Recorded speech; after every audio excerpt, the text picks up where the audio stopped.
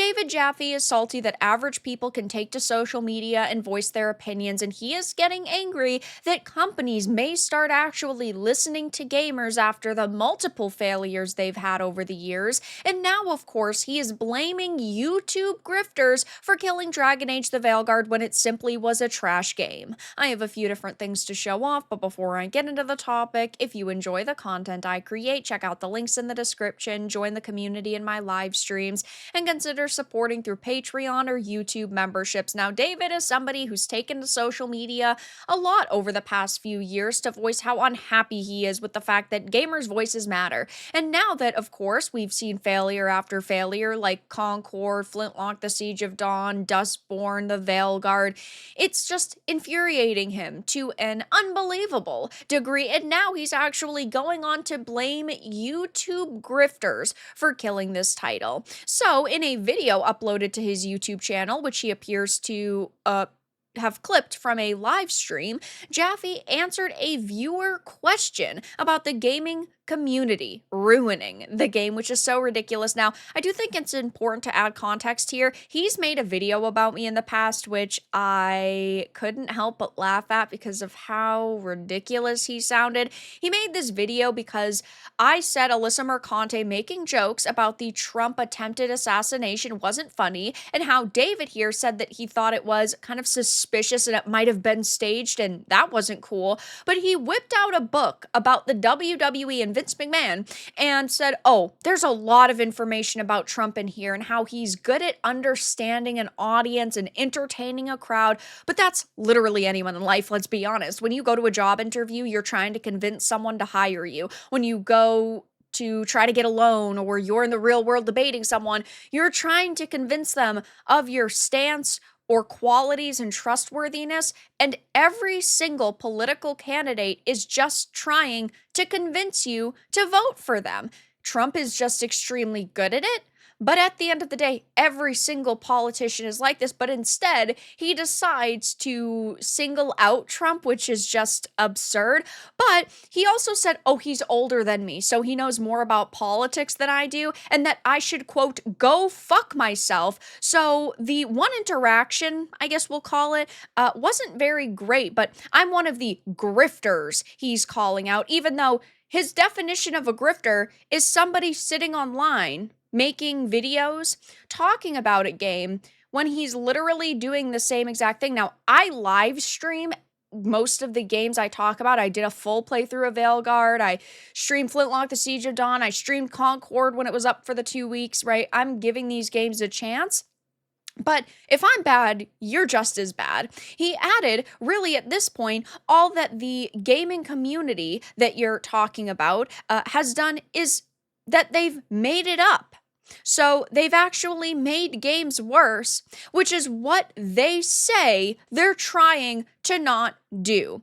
Okay, the problem with the mainstream industry is that it is filled with only one type of person, and that is an individual who I would consider a radical leftist. There are very few level-headed people who are actually at these companies from what we have observed, right? Because at every single company in the world, there are always going to be good people and bad people, good apples in every bunch, bad apples in every bunch. But the people that we are paying attention to at these companies are individuals who are being vocal, but they're not being vocal as in they're trying to respect the customers or offer us transparency into their products. They're just being pieces of trash. They're people who are voicing their racism and sexism and hatred, and they're projecting that onto everybody. Like, look at Matt Hansen, the art director of Avowed. He said he wants crusty white dudes removed from the industry. Do you really think that that is like an acceptable comment? No, it's not, but he thinks it is.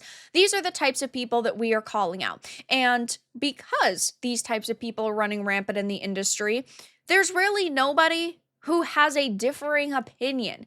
And then we get the same types of games over and over. So circling back to, they've actually made games worse. We do not affect the content that is in the game. All we are doing is calling out a company when we see content we do not like. It's like with professional movie critics or professional game reviewers, if you can even really call them professional, they are getting a product and they are judging it. I do not see you sitting in a video calling out every form of reviewer and saying that they're trash because they are affecting the way that movies are being made or the video games are being made. No, we're not technically affecting it. We're just giving our opinion. Now, if a company listens to us, that would be great, because without us swiping our credit cards, you would not have a job. But he's saying that, oh my God, we're making games worse. We're technically not.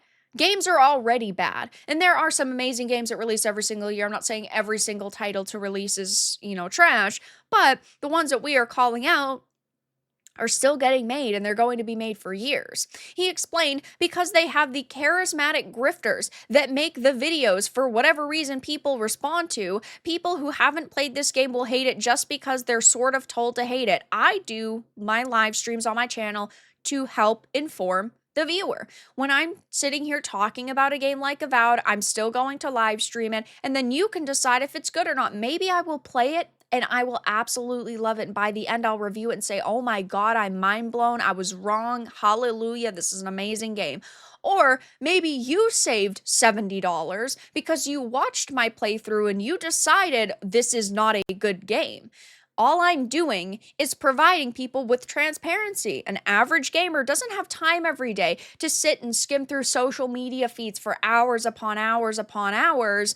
And that's why I make videos, so that I can help give people information so they can make an informed purchase. Or maybe they do not purchase it.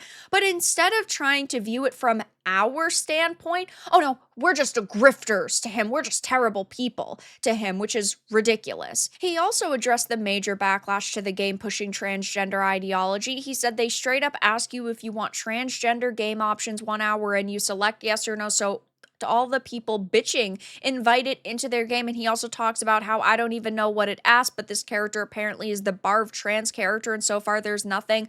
This is not very true. He can say that, oh my gosh, you're just inviting the bullshit into your game, but it's in the game no matter what. So yes, when it comes to choosing a transgender identity for your character, you do that about an hour to an hour and a half into the experience. But the problem is that characters like Tosh do still exist, and eventually you will have to deal with her bullshit. It's not like you can just leave her at her base and, not use her as a companion. You basically have to level each companion up and you have to go through their stories. But even if you don't, there are still moments where you're sitting around the kitchen table and she goes, by the way, I'm non-binary. Like, it's ridiculous, and it is still shoved in your face, and a character like Tosh only exists to push a narrative. I think it's ridiculous that we have modern terminology in this game to begin with. I don't think that you should have pronouns or